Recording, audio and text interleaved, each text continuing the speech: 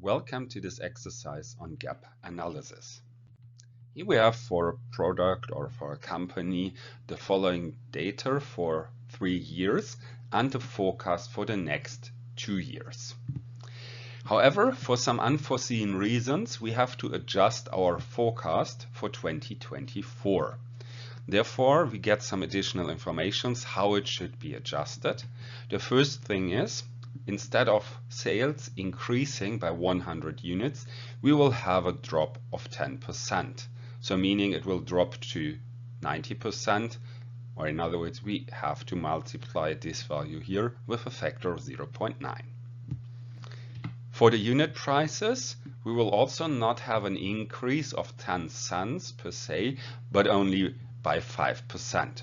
So to get the new unit prices, we have to multiply the unit prices here with a factor of 1.05.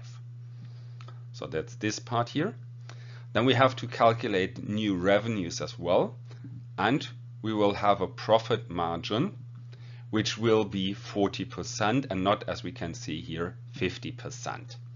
So we will also have a much smaller profit margin.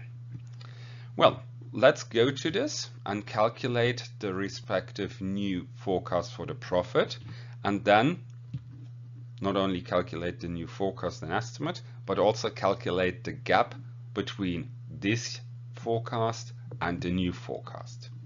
I will first copy the two lines which give us the information on how far our forecast will have to be adjusted.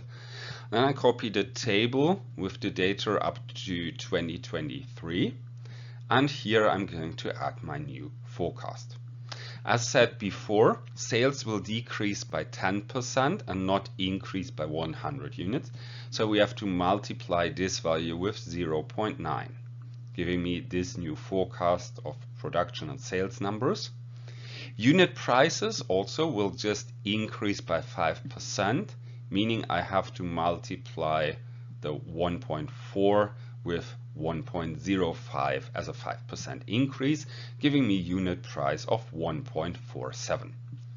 This unit price I'm going to multiply with the new production number, giving me here my new revenue pool. From this new revenues, 40% will be my profits, so I'm multiplying the revenue value with 0.4, giving me the 635.04 as the new profits. This value I'm now going to compare with the previous forecast. So with the previous forecasted profit of 877.5.